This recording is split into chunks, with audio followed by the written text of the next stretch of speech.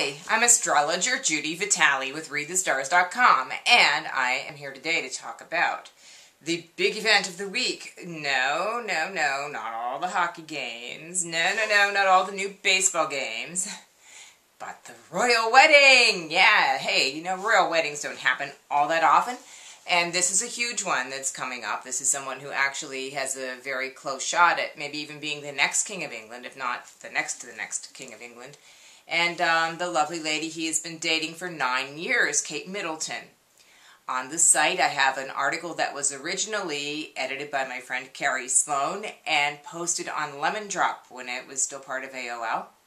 And that was back in November when the couple was engaged.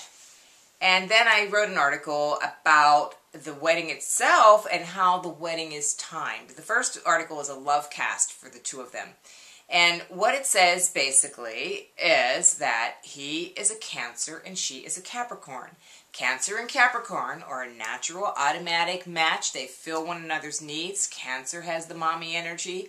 Capricorn has the daddy energy. And they take care of a household together really, really well. The little twist on it is that the roles are reversed. He is the Cancer with the mommy energy, and she is the Capricorn with the daddy energy. Doesn't mean it can't work. It just means it's going to be very interesting and maybe a tiny bit unconventional to watch, which is great. The royals need to shake it up a little bit, I always think. So there's that. And then we have the wedding itself, which is fascinating for us people who are into astrology because it is scheduled during a moon void, of course. This is not something that would have been done back in the old days when royal people really had astrologers in their court. They don't have that anymore. So obviously, unless there's something I'm really missing and several other astrologers are totally not seeing at all, there is not any kind of reason for picking this date. It's not good at all. Doesn't mean that the marriage will be bad or anything else. It just means that it creates obstacles that might not have been there had they been a little more careful about choosing the date. They have the moon void, of course. There's also a Venus-Saturn opposition, which is sort of like an emotional coldness. But the one piece of grace about it is it shows that the purpose of the marriage is about them having children together. So perhaps, you know, the faster they can get to that part, the better it's going to be for the marriage and everything else. The other thing that I find very interesting about this royal wedding and the way that everybody's talking about Diana and Charles, they don't talk about Charles that much, but they do talk about Diana and Diana and Diana. This is Diana's pride and joy because she was a Cancer. She was a mommy, and this was her first son.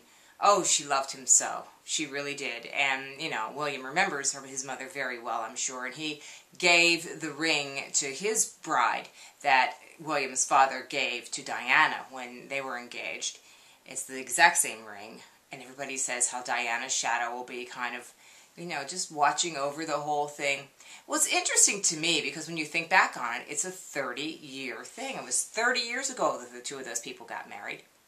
And that is interesting because it is a Saturn cycle. And you've heard us talk about this with the dictators and such, that when you have a Saturn cycle, something ends and something else begins. So perhaps we're seeing like this, some of the horrible things that happened back in the 80s and 90s when we were talking about the royals, about Charles wanting to be a certain feminine product so that he could be with Camilla a little more intimately, and just some gross things like someone who was having a fling with Diana, calling her squidgy. I mean, blah.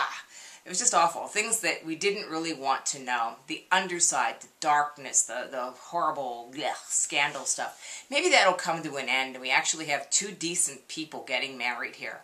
I really hope so, and I wish them lots of luck. And I'm just going to hope that maybe the void of course moon won't work on them.